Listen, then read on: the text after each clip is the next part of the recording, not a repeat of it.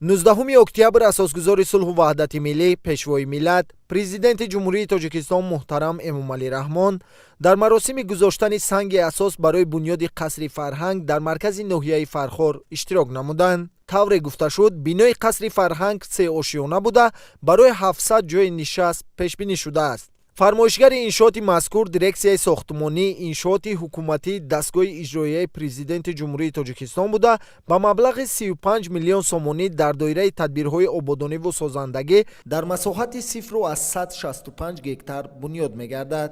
корҳои лоиҳакашӣ ва сохтмонии он аз ҷониби мутахассисони ҷамъияти саҳомии кушодаи САНИОСП анҷом дода мешавад. пешвои миллат муҳтарам Эмомалӣ Раҳмон зимни шиносоӣ бо лоиҳаи бунёди қасри фарҳанг дар ноҳияи Фархор ба масъулин ҷиҳати дар сатҳи баланд анҷом додани корҳои лоиҳакашиву сохтмонӣ дастуру маслиҳатҳои муфид дода, ҷиҳати дар муҳлати муайяншуда ба анҷом расонидани корҳои сохтмонӣ вазифадор намуданд. гуфта шуд ки бо бунёди ин иншооти фарҳангӣ шароити фаъолияти аҳли фарҳанги ноҳия боз ҳам беҳтар гардида, бо тарҳи зебояш намои маркази ноҳияро назаррабо мегардонад.